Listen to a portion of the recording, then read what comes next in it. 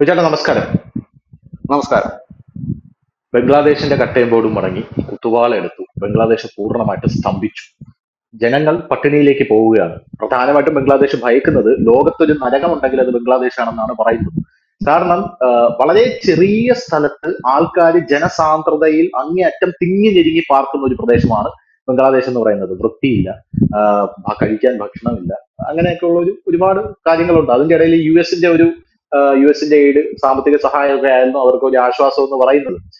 പ്രധാനമായിട്ടും എന്താ പറയാ, മാലിന്യ നിർമ്മാർജ്ജനം അടക്കം, രോഗങ്ങൾ, സാംക്രമിക രോഗങ്ങൾ തടയുന്നതിനടക്കം ഫണ്ട് പല രാജ്യങ്ങൾക്കും കൊടുത്തിട്ടുണ്ട്. അത് കൊടുക്കുന്നത് വേറൊന്നും കൊണ്ടല്ല, യു WHO കൊടുക്കും. WHO അതിർത്ത് യുവമാർക്കെല്ലാം കൊടുക്കും. കാരണം ഈ ബംഗ്ലാദേശികൾ ഈ സാംക്രമിക രോഗവും കൊണ്ട് നേരെ അമേരിക്കയിലേക്ക് വിസയം പിടിച്ചു വന്നു കഴിഞ്ഞാൽ അമേരിക്ക മൊത്തം ഇത് പടർന്നു പിടിക്കും എന്നുള്ളത് കൊണ്ടാണ് അമേരിക്ക ഇങ്ങനെയൊക്കെ ചെയ്യുന്നത്.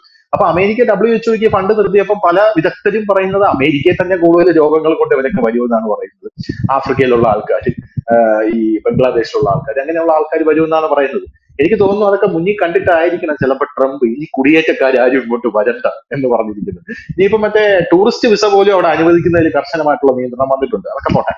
അങ്ങനെ ബംഗ്ലാദേശ് കുത്തുവാള എടുത്തു. ഇപ്പൊ സമാനമായ രീതിയിൽ കുത്തുവാള എടുക്കുന്ന ഒരു രാജ്യമാണ് പാകിസ്ഥാൻ. പാകിസ്ഥാനും നിർത്തി, USAID നിർത്തി, US-ന്റെ സകല സാമ്പത്തിക സഹായവും നിർത്തി.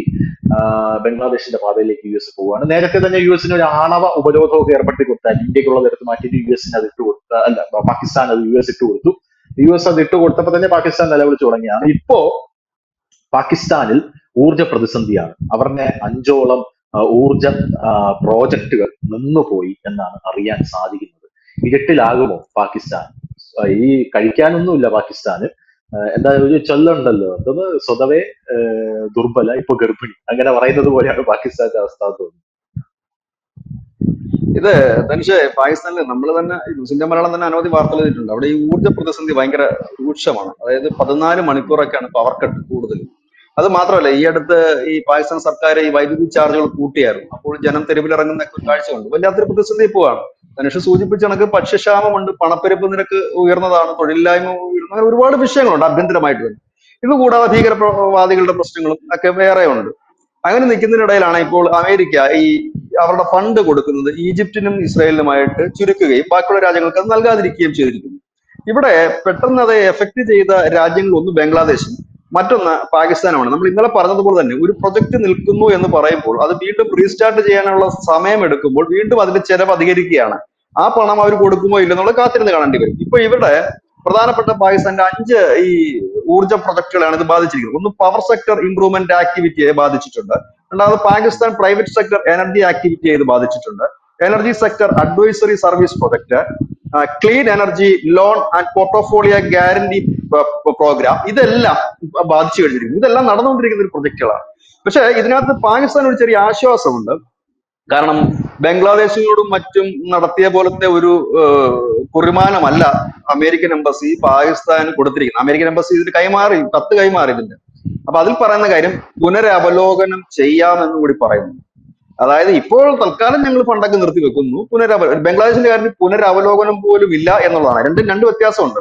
ബംഗ്ലാദേശിനോട് പറഞ്ഞിരിക്കുന്നത് എനിക്ക് ആകാശില്ല, ഇത് തരാൻ ഉദ്ദേശിക്കുന്നുമില്ല എന്ന് പറയുമ്പോൾ പാകിസ്ഥാനിലേക്ക് വരുമ്പോൾ അത് പുനരവലോകനം ചെയ്യാം. കാരണം മറ്റ് സ്ഥലങ്ങളിലും മറ്റു രാജ്യങ്ങളിലും ഒക്കെ ഞങ്ങൾ ഇങ്ങനെ പുനരവലോകനം ചെയ്യുന്നുണ്ട്, അക്കൂട്ടത്തിൽ നിങ്ങളെ കൂടെ പരിഗണിക്കാമെന്ന് പറയുന്നുണ്ട്. ഏതായാലും ഇപ്പൊ ഉടനടി ചെയ്യുന്ന ഒരു കാര്യം എന്ന് പറഞ്ഞാൽ അത് ട്രംപ് കയറി കഴിഞ്ഞ് ഉടനടി ചെയ്ത കാര്യം എന്നത് പെട്ടെന്ന് തന്നെ ഫണ്ട് കൊടുക്കുന്നതൊക്കെ നിർത്തിവെച്ചു എന്നുള്ളതേ ഉള്ളൂ.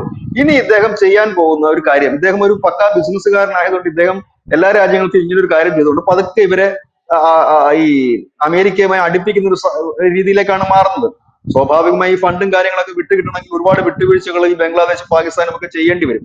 അവിടെ വരുമ്പോഴത്തേനും അത് അമേരിക്ക ഉൽപ്പന്നങ്ങൾ കൂടുതൽ കൊണ്ട് വിപണിയിൽ ഇറക്കാനോ ഇല്ലെങ്കിൽ അങ്ങനെയുള്ള ഏതെങ്കിലും ഡീൽസിന് വേണ്ടിയിട്ട് അദ്ദേഹം ഇത് ഉപയോഗപ്പെടുത്തിയേക്കാം. ഏതായാലും നിലവിലത്തെ സാഹചര്യത്തിൽ ധനുഷ് സൂചിപ്പിച്ച കണക്ക് പണ്ടേ ദുർബല ഇപ്പൊ ഗർഭിണി എന്ന് പറയുന്ന അവസ്ഥയിലാണ് പാകിസ്ഥാൻ. അവിടെയാണ് ഈ ഇടുക്കി പോലെയുള്ള ഈ കാര്യം കൂടി വന്നിരിക്കുന്നത്. അതായത് അവരുടെ ഒരു പ്രൊജക്ട് നിൽക്കുക എന്ന് പറയുമ്പോൾ ഒരു പ്രൊജക്ട് നിൽക്കുക എന്നുള്ളതല്ലല്ലോ, അതിനോടനുബന്ധിച്ചുള്ള തൊഴിലാളികൾ, അവരുടെ കുടുംബങ്ങള്, അതിന്റെ മാനുഫാക്ചർ ചെയ്യുന്നവർ, അങ്ങനെ ഒരു എന്താ പറയുക, സാമ്പത്തികമായി തന്നെ ഒരു ഡൗൺ ആണ് അവിടെ സംഭവിക്കുന്നത്. ഏതായാലും വലിയ രീതിയിൽ തന്നെയുള്ള ഒരു സംഭവം എന്ന് നമുക്ക് ഇതിനെ വിശേഷിപ്പിക്കാൻ കഴിയും. അത് ബംഗ്ലാദേശിനെ പോലെ തന്നെ പാകിസ്ഥാനും വലിയൊരു സാമ്പത്തിക ഞെരുക്കം എന്ന് മാത്രമല്ല ഊർജ്ജ പ്രതിസന്ധിയാണ്. കഴിഞ്ഞ ദിവസം എനിക്ക് തോന്നുന്നു ധനുഷ് തന്നെ ചെയ്തൊരു വാർത്തയാണെന്ന് തോന്നുന്നു, ചൈന പാകിസ്ഥാനുമായിട്ട് ഇടയുന്നു എന്ന് പറയുന്ന ഒരു വാർത്ത ചെയ്തിരുന്നു എന്നാണ് ഞാൻ മനസ്സിലാക്കുന്നത്. അപ്പൊ അതിൽ തന്നെ പറയുന്ന ഒരു കാര്യമുണ്ട്, ചൈന ഇപ്പോൾ തന്നെ പൊറുതിമുട്ടിയിരിക്കുകയാണ് പാകിസ്ഥാനെ കൊണ്ട്. കാരണം ഒന്ന്, അവിടെ മുടക്കിയ പൈസ മുടക്കുമുതൽ തിരിച്ചു കിട്ടിയിട്ടില്ല. രണ്ടാമത്തെ കാര്യം, ഈ മുടക്കുമുതൽ മുതലാക്കാമെന്ന് വെച്ച് കഴിഞ്ഞാൽ 62 ബില്യൺ ഡോളറാണ് ചൈന പാകിസ്ഥാനിലെ ബലൂചിസ്ഥാൻ ദുബായ് ആക്കാനായിട്ട് ചെലവഴിച്ചിരിക്കുന്നത്. ഇപ്പൊ ആ പദ്ധതി എങ്ങും ഇല്ലാതെ പോകുന്ന ഒരു സാഹചര്യമാണുള്ളത്. അവിടെ ഒരു വിമാനത്താവളം കൊണ്ടുവരാൻ തന്നെ 264 ബില്യൺ ഡോളർ ചൈന അവിടെ ചെലവാക്കി. ആ വിമാനത്താവളത്തിൽ ആദ്യ വിമാനം പറന്നിറങ്ങിയപ്പോൾ തന്നെ പ്രക്ഷോഭം ആരംഭിച്ചു. ചൈനീസ് പൗരന്മാർ ഇനി ഇവിടെ വന്നു കഴിഞ്ഞാൽ ഞങ്ങൾ ചാവേറുകളായി ഇവരെ കൊല്ലുമെന്നാണ് ബലൂച്ച് ലിബറേഷൻ ആർമി പറഞ്ഞുകൊണ്ടിരിക്കുന്നത്. പോരാത്തതിന് ഈ പാകിസ്ഥാനിലുള്ള ചൈനീസ് അംബാസഡർ പാകിസ്ഥാനെ രൂക്ഷമായിട്ട് വിമർശിച്ചിട്ടുണ്ട്. ഇതെന്തൊരു നാടാണ് എന്നാണ് ചോദിക്കുന്നത്. ഇവിടെ നമുക്കൊരു പരിപാടി ചെയ്യാൻ പറ്റുന്നില്ലല്ലോ. ഇത് പ്രധാനമായിട്ടുള്ള ഒരു കാര്യമുണ്ട് കേട്ടോ. അതായത് ഈ ചൈനയുടെ സ്റ്റെപ്പൊക്കെ ഉണ്ടല്ലോ, ഈ ബെൽറ്റ് ആൻഡ് റോഡിന്റെ വളരെ തന്ത്രപ്രധാനമായിട്ടുള്ള ഒരു കിരീടത്തിലെ ഒരു പൊൻതൂവലാവേണ്ട ഒരു പ്രദേശമാണ് ഈ ഗ്വാദ്വാർ തുറമുഖവും ഈ എയർപോർട്ടും. അവിടെയാണ് ഈ പ്രക്ഷോഭം നടക്കുന്നത്. ഇനി ഇതിന്റെ പിന്നിൽ ഇന്ത്യക്ക് കൈകൾ വല്ലതും ഉണ്ടോ? നമ്മൾ ഇത് ചോദിക്കുമ്പോൾ നമ്മളെ പ്രേക്ഷകര് പറയും നിങ്ങൾ ഇങ്ങനെ പറയണ്ട, നരേന്ദ്രമോദി എന്നൊന്നും അറിഞ്ഞൊന്നും കാണില്ല. ഇതൊക്കെ നമ്മുടെ ചോദ്യങ്ങളാണ്. കാരണം നമ്മൾ ഇപ്പൊ നയതന്ത്രപരമായിട്ട് ഇപ്പൊ എവിടെയാണ് നിൽക്കുന്നത്? അപ്പൊ നമുക്ക് അനുകൂലമായിട്ട് ലോകക്രമം മാറുമ്പോൾ പല ആൾക്കാരും അതിന്റെ ഭാഗ്യമാണ്, നരേന്ദ്രമോദി കൃഷ്ണന്റെ അവതാരമായതുകൊണ്ടാണെന്നൊക്കെ പറയുന്നത്. അങ്ങനെയൊന്നുമല്ല. 10 കൊല്ലം അങ്ങേര് രാവും പകലും ഇല്ലാതെ ഓരോ രാജ്യത്തും ഓടി നടന്ന് പല ആൾക്കാരെയും കണ്ടുപിടിച്ചു ഉണ്ടാക്കിയ നയതന്ത്രം തന്നെയാണ്. ഇപ്പൊ മോദിക്ക് വീട്ടിൽ ഇരുന്നാൽ മതി, എന്നിട്ട് മോദിക്ക് പുതിനെ കാണണമെങ്കിൽ നേരിട്ട് പോകണ്ട, അജിത് ഡോവലിനെ പറഞ്ഞയച്ചാൽ മതി. ഡൊണാൾഡ് ട്രംപിനെ കാണണമെങ്കിൽ നമ്മുടെ വിദേശകാര്യമന്ത്രിയെ പറഞ്ഞയച്ചാൽ മതി. പണ്ട് അങ്ങനെ അല്ലായിരുന്നു. പണ്ട് നരേന്ദ്രമോദി ഒരു ദിവസം തന്നെ എത്ര രാജ്യങ്ങൾ സന്ദർശിക്കുമായിരുന്നു. അല്ല, ഇത് എന്ന് പറഞ്ഞാലേ ചൈന ഇപ്പൊ കഴിഞ്ഞ ദിവസം ഒരു വാർത്ത വന്നിരുന്നത്, ചൈന ഇപ്പൊ എനിക്ക് തോന്നുന്നു കഴിഞ്ഞ ദിവസങ്ങളെല്ലാം ഞാൻ ഈ തീവ്ര ഇസ്ലാമിസ്റ്റുകളുടെ ഇടതുപക്ഷങ്ങളുടെ ചാനലുകൾ മറ്റും ശ്രദ്ധിച്ചായിരുന്നു. അവരിപ്പോ ചൈനയെ അപ്പനായിട്ടാണ് കാണുന്നത്. അങ്ങനെയാണ്, അവർക്ക് സ്വന്തം അപ്പനില്ല, കാലാകാലങ്ങൾ മാറി വരുന്നവരാണ്. ചൈന ആണ് ഇപ്പൊ വലിയ സംഭവം എന്ന് പറയുന്നത്. പക്ഷെ ഈ ചൈന ഇനി എനിക്ക് തോന്നുന്നില്ല ഈ കിഴക്കൻ ഏഷ്യയിൽ, നമ്മുടെ ഈ കിഴക്കൻ ഏഷ്യയിൽ വലുതായിട്ട് ഇൻവെസ്റ്റ് ചെയ്യുമെന്ന്. കാരണം ചൈന ഇൻവെസ്റ്റ് ചെയ്തിടത്തെല്ലാം പൊളിഞ്ഞടുക്കിപ്പോയി. ശ്രീലങ്കയെ കൊണ്ട് ഇൻവെസ്റ്റ് ചെയ്തു, അമ്പൻതോട്ട തുറമുഖം, നമുക്കറിയാതെ. ഇന്ന് ശ്രീലങ്കയുടെ അവസ്ഥ എന്താണ്? അവിടെ മുടക്കിയ മുതൽ തിരിച്ചെടുക്കാൻ പറ്റാത്ത അവസ്ഥ. പിന്നീട് ഇവർ കൊണ്ട് മുടക്കിയ ഒരു സ്ഥലം എന്ന് പറയുന്നത് മ്യാൻമാറിലായിരുന്നു, ഈ റോഡ് വെട്ടാൻ വേണ്ടിയിട്ട്. അതും എങ്ങും എത്താൻ വയ്യാത്ത അവസ്ഥ. ഇങ്ങൊന്നും ചെയ്യുന്നില്ല എന്ന് പറഞ്ഞ് കമ്പിവേലി കിട്ടു ഇപ്പം. അതായത് മ്യാൻമാർ ചൈന അതിർത്തിയിൽ ചൈന ആദ്യമായിട്ട് കമ്പിവേലി കെട്ടി, അതിർത്തി ഈ ശല്യം സഹിക്കാൻ വയ്യാതെ. പിന്നെ കൊണ്ട് പണം മുടക്കിയ ഒരു കമ്പിവേലി കെട്ടി. സാധാരണ അതിർത്തി കമ്പിവേലി പൊളിച്ചു കളയുകയാണ് ചെയ്യുന്നത്. അതായത് അത് നമ്മൾ പറഞ്ഞല്ലോ, ഒരു ജിയോ പൊളിറ്റിക്സിന് ഭാഗത്ത് ഇവരുടെ ആൾക്കാർ തന്നെയാണ് അപ്പുറത്ത് ഈ മതവിഭാഗത്തിന് വരുന്നത്. ഇനി നേപ്പാളിൽ കൊണ്ട് പണം മുടക്കി അവിടെ എയർപോർട്ട് സ്ഥാപിച്ചു കൊടുത്തു. ഫസ്റ്റ് ദിവസം തന്നെ ഫ്ലൈറ്റ് ഇറങ്ങി ആക്സിഡന്റ് വന്ന് 168 പേര് മരിച്ചു. ഇന്റർനാഷണൽ എയർപോർട്ടായിരുന്നു, പൊക്രയിലായിരുന്നു. അതോടുകൂടി തന്നെ വിമാനത്താവളം അടച്ചുപൂട്ടി. അവിടെ നല്ല രീതിയിൽ പണം കൊണ്ട് മുടക്കി. എന്നിട്ട് അവിടുന്ന് ആ പൈസ തിരിച്ചു കിട്ടാത്ത അവസാനം ഒരു ഗതിയും പരഗതിയില്ല, അവർക്കൊന്നുമില്ല, തിരിച്ചടയ്ക്കാനൊന്നുമില്ല. അവസാനം പറഞ്ഞൊരു കാര്യം ചെയ്തു, നിങ്ങൾ അതുവഴി ഈ റോഡിന്റെ, അതായത് ഹിമാലയം ചുറ്റുവളഞ്ഞു പോകുന്ന റോഡ്, ആ റോഡിന്റെ മൊത്തം ഇത് തന്നേക്ക് ഇത്ര വർഷത്തേക്കെന്ന് പറഞ്ഞ് അത് എഴുതി മേടിച്ചു. അതിലും അവർക്ക് അവരുടെ മുടക്കുമുതൽ തിരിച്ചു കിട്ടുമോ ഇല്ലയോ എന്നുള്ളത് കാത്തിരുന്ന് കാണേണ്ടി വരും. പിന്നെ അവർ പണം മുടക്കിയ ഒരു സ്ഥലമാണ് നമ്മളുടെ ഈ പറയുന്ന പാകിസ്ഥാൻ. പാകിസ്ഥാനിൽ തുടക്കം മുതൽ തന്നെ മുടക്കുമുതൽ അവതാളത്തിലായി. എന്തിനേറെ പറയുന്നു, ലോക ചരിത്രത്തിൽ ആദ്യമായിട്ട് ഒരു അംബാസഡർ, ഒരു രാജ്യത്ത് പ്രവർത്തിക്കുന്ന ഒരു രാജ്യത്തിന്റെ അംബാസഡർ ആ രാജ്യത്തിന്റെ പ്രധാനമന്ത്രിയെ വിളിച്ചു വരുത്തുകയാണ്. ഒന്ന് ആലോചിച്ച് നോക്കിയേ. നമുക്കൊക്കെ ചിന്തിക്കാൻ പോലും കഴിയില്ല. സാധാരണഗതിയിൽ ഒരു രാജ്യത്തിന്റെ പ്രധാനമന്ത്രി ഒരിക്കലും എംബസി ഓഫീസുകൾ സന്ദർശിക്കാറ് പോലുമില്ല. നമ്മുടെ രാജ്യത്തെ പ്രധാനമന്ത്രിമാരോ ഇല്ലെങ്കിൽ മന്ത്രിമാരും എംബസി ഓഫീസ് സന്ദർശിക്കാറില്ല. കാരണം അവർ ഉദ്യോഗസ്ഥന്മാരാണ്. ആ അംബാസഡർമാര് നമ്മുടെ മന്ത്രാലയവുമായി ബന്ധപ്പെട്ട അവിടുത്തെ ഒഫീഷ്യൽസുമായിട്ട് മാത്രമാണ് അവർ സംസാരിക്കുന്നത്. അല്ലാതെ മോദിയെ പോയി കാണുക, അമിത്ഷാ പോയി കാണുക ചെയ്യാറില്ല. ഇവിടെയാണ് ചൈനയിലെ അംബാസഡർ പ്രധാനമന്ത്രി ഷഹബാസിനെ വിളിച്ചു വരുത്തുക വാന്നും പറഞ്ഞിട്ട് നേരെ ചെന്നു. ഈ പാക് പ്രധാനമന്ത്രി എംബസി ഓഫീസിൽ ചെന്നു. അപ്പൊ എല്ലാവരും ചോദിച്ചത് എന്ത് കീഴ്വഴക്കമാണ്, ലോകത്തൊന്നും ഇല്ലല്ലോ ഒരു നമ്മുടെ രാജ്യത്ത് പ്രവർത്തിക്കുന്ന ഒരു എംബസി അവിടുത്തെ ഭരണാധികാരിയെ വിളിച്ചു വരുത്തുന്നത്. അപ്പൊ അന്ന് ചൈന പറഞ്ഞ കാര്യം, നിങ്ങൾ ഈ സെക്യൂരിറ്റി കാര്യം നോക്കിയില്ലെങ്കിൽ, അതായത് ഞങ്ങളുടെ ആളുകൾക്ക് സുരക്ഷിതത്വം നൽകിയില്ല എന്നുണ്ടെങ്കിൽ ഞങ്ങൾക്ക് ഇതൊക്കെ പുനഃപരിശോധിക്കേണ്ടി വരും. വലിയൊരു താക്കീതാണ് അവർ കൊടുത്തത്. ഇല്ലെങ്കിൽ ഞങ്ങളുടെ പട്ടാളത്തിനെ ഇറക്കിക്കൊണ്ട് ഞങ്ങളുടെ ആൾക്കാർക്ക് സംരക്ഷണം കൊടുക്കേണ്ടി വരുമെന്ന് പറഞ്ഞിരുന്നു. അപ്പം ചൈന അവിടെ കൊണ്ട് മുടക്കി. ഇനി അഫ്ഗാനിസ്ഥാനിൽ പോയി ചൈന മുടക്കി. അഫ്ഗാനിസ്ഥാനിൽ ചെന്ന് ചൈന മുടക്കിയതിന്റെ കഥയാണ് കഴിഞ്ഞ ദിവസങ്ങളിൽ പുറത്തു വന്നത്. അവിടെ ഒരു സ്വർണ്ണഖനി ഉണ്ട്, സ്വർണ്ണമാണോ മറ്റെന്തോ ഒരു ഖനനം ചെയ്യുന്ന രീതിയിലേക്ക് ചെന്ന് ചാടി. അവിടെ ഇപ്പൊ താലിബാൻകാർ തോക്ക് കൊടുത്ത് സ്വർണവും ലിഥിയവും കുഴിക്കാൻ ചെന്നു. അവിടെയും കൊണ്ട് പൈസ മുടക്കിയതാ. ഇപ്പൊ അവിടുത്തെ ഭീകര സംഘടനകളെല്ലാം കൂടെ ഇപ്പൊ തിരിച്ചിരിക്കുകയാണ് അവിടെ. അതായത് ഈ കിഴക്കൻ ഏഷ്യ നോക്കി, ഇവര് പൈസ ഇറക്കിയെടുത്ത് എല്ലാം തന്നെ ഇവർക്ക് മുടക്കിയ പൈസ തിരിച്ചു കിട്ടിയുമില്ല, മാനവും പോയി. അങ്ങനെ അപ്പൊ അതുകൊണ്ട് എന്താണ് ഇപ്പൊ ചൈന ചെയ്തുകൊണ്ടിരിക്കുന്നത്? അവരിപ്പോൾ ചെയ്യുന്ന പണി ഏഷ്യ വിട്ടിട്ട് ആഫ്രിക്കൻ രാജ്യങ്ങളാണ് അവർ നോക്കുന്നത്. അവരെ സംബന്ധിച്ച് പ്രോഫിറ്റബിൾ ആണ് ആഫ്രിക്കൻ രാജ്യങ്ങൾ. ഇത്തരം തലവേദനകളൊന്നുമില്ല. ഞാൻ കഴിഞ്ഞ ദിവസം പറഞ്ഞതുപോലെ ഒരു തുറമുഖത്തിന്റെ പണി ഏറ്റെടുക്കുന്നു, അതിന്റെ നടത്തിപ്പ് ഏറ്റെടുക്കുന്നു, തുടർന്ന് ആ രാജ്യവുമായി ഒരു കരാർ ഒപ്പുവെക്കുന്നു. അവരുടെ ഉൽപ്പന്നങ്ങൾ 200 കിലോമീറ്റർ ചുറ്റളവിൽ 300 കിലോമീറ്റർ ചുറ്റളവിൽ ചൈനീസ് ഉൽപ്പന്നങ്ങൾ മാത്രമേ വിൽക്കാൻ പാടുള്ളൂ എന്നൊരു കരാർ ഉണ്ടാക്കുന്നു. അവിടെ അവർ കുറച്ചുകൂടെ സേഫാണ് ആഫ്രിക്കയിൽ. ഇപ്പൊ ഇന്ത്യയും ആഫ്രിക്ക ലക്ഷ്യം വെച്ച് നീങ്ങി തുടങ്ങിയിട്ടുണ്ട്. ആഫ്രിക്കയിൽ നമ്മളും തുറമുഖങ്ങൾ എടുത്തു തുടങ്ങിയിട്ടുണ്ട്. അപ്പം ആഫ്രിക്ക കുറച്ചുകൂടെ സേഫാണ്. പകരം ഈ ഏഷ്യൻ രാജ്യങ്ങളിൽ പണം മുടക്കിയതുകൊണ്ട് ഒരു കാര്യവും ഇല്ല എന്നുള്ള കാര്യം ചൈനയ്ക്ക് നന്നായി അറിയാം. ഇനി ബംഗ്ലാദേശിൽ കൂടെ കൊണ്ടുവന്ന് അവർ പണം മുടക്കിക്കൊണ്ട് മുമ്പോട്ട് പോകും എന്ന് കരുതാനാകില്ല. പിന്നെ അമേരിക്കയും ചൈനയും തമ്മിൽ നമുക്ക് താരതമ്യം ചെയ്യാൻ കഴിയില്ല. അമേരിക്ക എന്ന് പറയുന്നത് എത്രയോ അതിസമ്പന്നമായ രാജ്യമാണ്. ആ രാജ്യത്തിന്റെ അടുത്തൊന്നും ചൈന എത്തില്ല. നമ്മൾ ഈ ചൈന ഒരു വലിയ രാജ്യമാണ്, ചൈന സംഭവമാണെന്ന് പറയുമ്പോഴും എത്തില്ല. ഇപ്പൊ ലോകാരോഗ്യ സംഘടനയ്ക്ക് അമേരിക്ക കൊടുക്കുന്ന ഫണ്ടും ചൈന കൊടുക്കുന്ന ഫണ്ടും ഏകദേശം നമുക്ക് ഊഹിക്കാനുള്ളതേ ഉള്ളൂ. ആ ചൈന ഇരുന്നിട്ടാണ് പറയുന്നത് അമേരിക്ക പോയ പോട്ടെ, ലോകാരോഗ്യ സംഘടനയെ ഞാൻ നോക്കിക്കൊള്ളാം എന്ന് പറയാൻ. അമേരിക്ക ചൈനയുടെ ഫണ്ട് $500 മില്യൺ ആണ്. $500 മില്യൺ അമേരിക്ക കൊടുക്കുമ്പോൾ ചൈന കൊടുക്കുന്നത് $30 മില്യൺ ആണ്. അമേരിക്ക അത് പിൻവലിച്ചു കഴിയുമ്പോൾ ചൈന കൊടുക്കേണ്ടത് $470 മില്യൺ ആണ് എക്സ്ട്രാ കൊടുക്കേണ്ടത്. ചൈന സത്യം പറഞ്ഞാൽ അമേരിക്കയുടെ അടുത്തൊന്നും എത്തത്തില്ല. അത് ഒരു സത്യമായിട്ടുള്ള കാര്യമാണ്.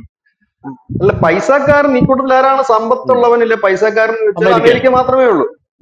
ചൈനയൊന്നും പൈസക്കാരനല്ല. പിന്നെ ചൈന ഈ ഉടായ്പ രീതിയിൽ തന്നെ കുറച്ച് നമ്മൾ ഈ കടം കയറി നിൽക്കുമ്പോൾ ഒരു 100 രൂപ നമുക്ക് ഒരു ആശ്വാസമാണല്ലോ എന്ന് പറഞ്ഞ കടം കയറി നിൽക്കുന്നതിന് 100-200 രൂപ കൊടുത്തിട്ട് അവനെ പറ്റിക്കുക എന്നുള്ളതാണ് ഈ ചൈന ചെയ്യുന്ന എല്ലാ തരത്തിലും ചെയ്യുന്ന ഒരു കാര്യം. അപ്പൊ ബംഗ്ലാദേശിനും കൊണ്ട് എനിക്ക് തോന്നുന്നില്ല. പിന്നെ ഇപ്പൊ തൽക്കാലം അവരുടെ ഒരു ബംഗ്ലാദേശിന്റെ ആശ്വാസത്തിന് വേണ്ടി ചിലപ്പോൾ ഒരു 100 മില്യണോ വല്ലതും കൊണ്ടുവന്നിട്ട് കൊടുക്കാനുള്ള ഒരു സാധ്യതയുണ്ട്. കാരണം അതിന് ലക്ഷ്യം വേറെയാണ്. കാരണം അവിടുത്തെ തുറമുഖങ്ങൾ ഏറ്റെടുക്കുക എന്നൊക്കെ ഉണ്ടാവും. അപ്പം അതങ്ങനെ നിൽക്കുന്നു. ഏതായാലും പാകിസ്ഥാനെ സംബന്ധിച്ച് ഇപ്പോൾ ഒരു വലിയ തിരിച്ചടിയാണ് നിലവിലത്തെ സാഹചര്യത്തിൽ.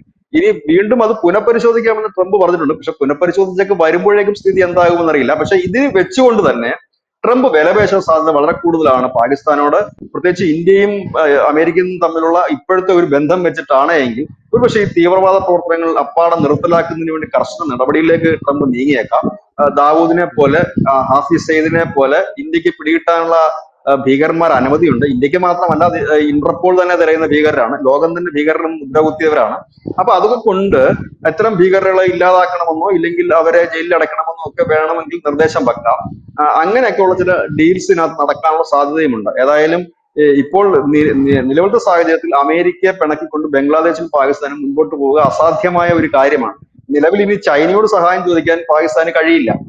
കാരണം ആവുന്നത്ര ചൈന സഹായിച്ചു കഴിഞ്ഞിരിക്കുന്നു. ഞാനതാ പറഞ്ഞത്, മുടക്കിയ മുതൽ തിരിച്ചു കിട്ടാൻ കഴിയാതെ നെട്ടോട്ടം ഓടിക്കൊണ്ടിരിക്കുകയാണ്. അത് എങ്ങനെയെങ്കിലും തലേ നൂറണമെന്ന് പറഞ്ഞ് നിൽക്കുന്ന ഒരു അവസ്ഥയിലാണ് അവർ നിൽക്കുന്നത്. അതിനിടയിലാണ് ഇപ്പൊ ബംഗ്ലാദേശ് കൂടെ വരുന്നത്. ഏതായാലും ഇങ്ങനെയുള്ള ഒരു സാഹചര്യത്തിലേക്കാണ് നീങ്ങുന്നത്. ഏതായാലും പാകിസ്ഥാനിൽ അത് സംഭവിക്കുന്ന ഈ പ്രൊജക്ടുകൾ നിൽക്കുക എന്ന് പറഞ്ഞാൽ അവിടുത്തെ പ്രതിസന്ധി കൂടുതൽ രൂക്ഷമാക്കും. രണ്ടാമത്തെ കാര്യം, അത് സാമ്പത്തിക മേഖലയെ പ്രതിഫലിക്കും. ഇത് മാത്രവുമല്ല, അവരുടെ ഈ പുരാവസ്തു സാധനങ്ങൾ, ഈ ഹെറിറ്റേജ് ആയിട്ടുള്ള അങ്ങനെയൊക്കെയുള്ള ഈ പൗരാണിക കാലത്തെ കെട്ടിടങ്ങളും മറ്റും സംരക്ഷിക്കുന്നതിന് അമേരിക്ക ഒരു ഫണ്ട് കൊടുക്കുന്നുണ്ടായിരുന്നു. ശരിക്കും ഇങ്ങനെ കൊടുക്കുന്ന ഫണ്ടുകൾ മിക്കവാറും ഒക്കെ രാജ്യങ്ങൾ മേടിച്ച് പൊട്ടടിക്കുകയാണ് ചെയ്യുന്നത്. വേറെ എന്തെങ്കിലുമൊക്കെ ഉപയോഗിക്കുക ചെയ്യുന്നത്. ആ ഫണ്ടും ഇതിന്റെ ഒപ്പം തന്നെ അവർ നിർത്തലാക്കിയിട്ടുണ്ട്. അത് വലിയ രീതിയിൽ പാകിസ്ഥാൻ അവർ കൊടുക്കുന്നുണ്ടായിരുന്നു. പഴയ കാലത്തെ ഈ കെട്ടിടങ്ങളും ഒക്കെ അതേപോലെ നിലനിർത്തുന്നതിന് പറ്റും. അതെല്ലാം ഇതിനെ ബാധിക്കും എന്നുള്ളതാണ്. കാരണം ഇപ്പോൾ ട്രംപ് കയറി ഇങ്ങനെ ഈ സാമ്പത്തിക സഹായം നിർത്തിയപ്പോഴാണ് നമ്മൾ മനസ്സിലാക്കുന്നത് നമ്മുടെ അയൽക്കാരെല്ലാം ഈ സാമ്പത്തിക സഹായത്തിലാണ് കുറച്ചൊക്കെ റൺ ചെയ്തുകൊണ്ടിരുന്നത് എന്നൊരു യാഥാർത്ഥ്യം ജനങ്ങൾക്ക് മനസ്സിലാകുന്നത് ഇപ്പോഴാണ്.